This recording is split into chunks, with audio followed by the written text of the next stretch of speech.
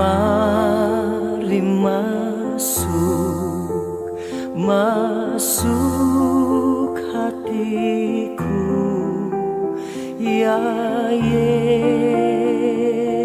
Yesus, datang sekarang, datang tinggal dalam hatiku, ya Yesus.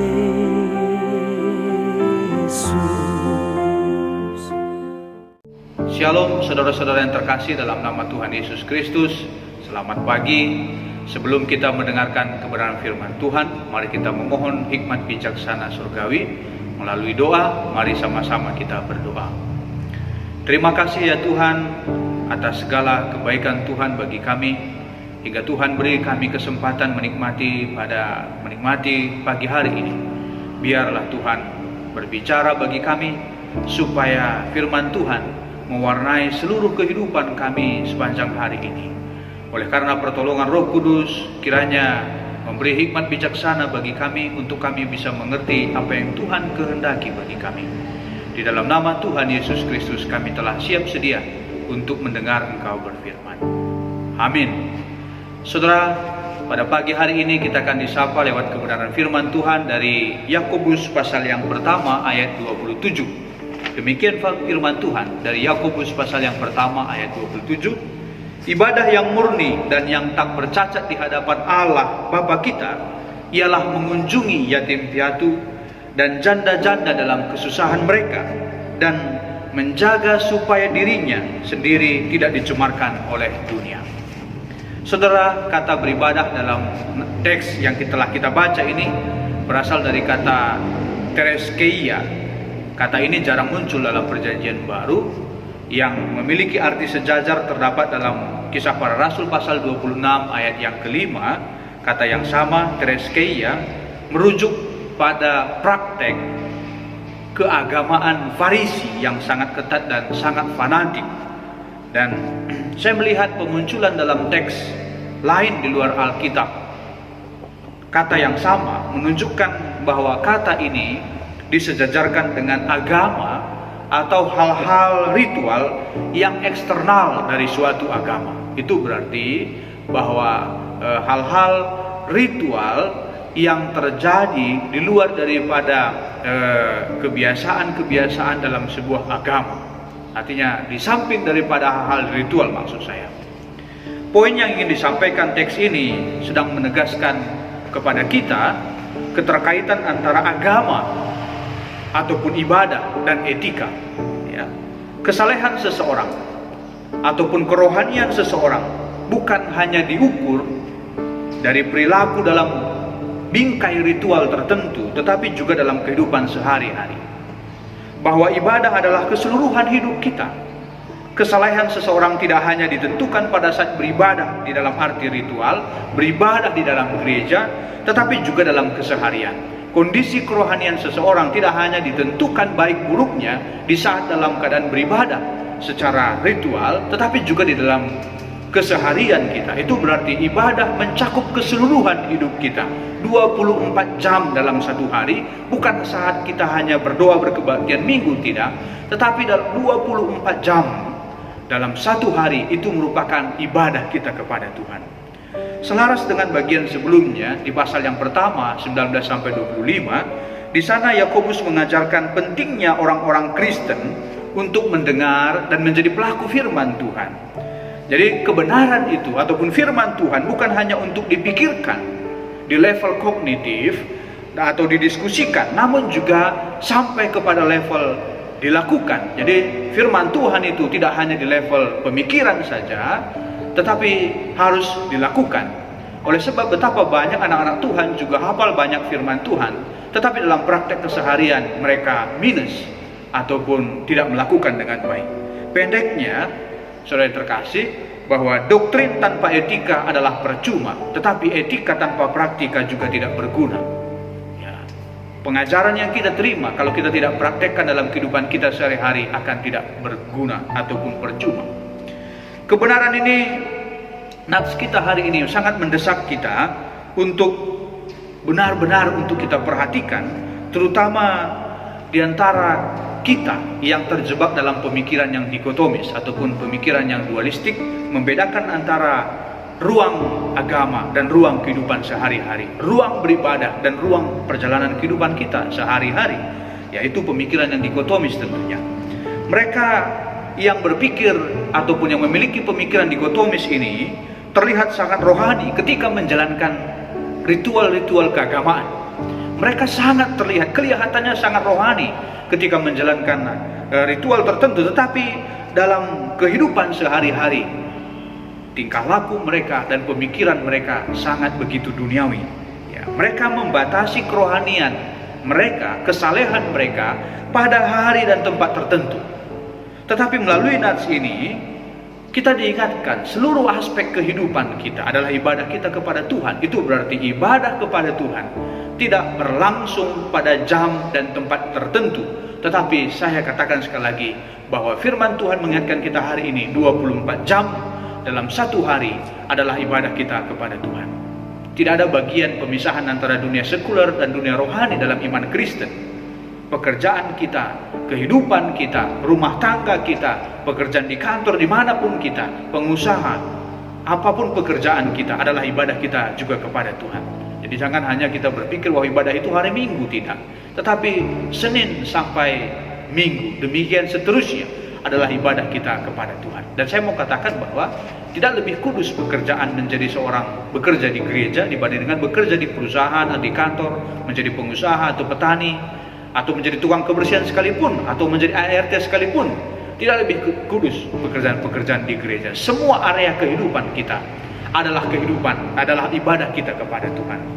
Saudara yang terkasih, ada dua hal di dalam teks kita ini tentang apa itu beribadah. Lebih spesifik lagi, yang pertama, kunjungan kepada orang-orang yang membutuhkan. Itu ayat 27 bagian yang ke-A.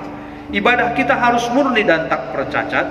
Dan dua kata ini memang sering muncul secara bersamaan, baik di dalam perjanjian lama dan juga di dalam perjanjian baru. Keduanya menyiratkan kesucian yang mutlak, yang tidak bisa ditawar-tawar, begitu kira-kira ya. Jadi walaupun Yakobus secara jelas menggunakan dua kata ini dalam konteks etika, yaitu mengunjungi janda dan yatim piatu, tetapi penulis kitab Yakobus, surat Yakobus ini menambahkan bahwa perkunjungan itu dilakukan di hadapan Allah Bapa kita. Ada tambahan di sana, dilakukan di hadapan Allah Bapa kita. Jadi melalui tambahan ini Yakobus mengajarkan bahwa apa yang kita lakukan di luar konteks ibadah, mengunjungi janda dan yatim piatu, adalah sama pentingnya dengan apa yang kita lakukan dalam ritual ibadah yang telah tersusun ataupun di hadapan Allah. Jadi tidak ada dikotomi antara kehidupan sehari-hari dengan ibadah dalam arti ritual. Tidak ada dikotomi itu. Keseluruhan hidup kita berada di hadirat Tuhan. Jadi tidak ada pengkotak-kotakan dalam diri kita. Ini bagian yang dipertanggungjawabkan kepada Allah, dan ini bagian yang tidak perlu dipertanggungjawabkan kepada Allah.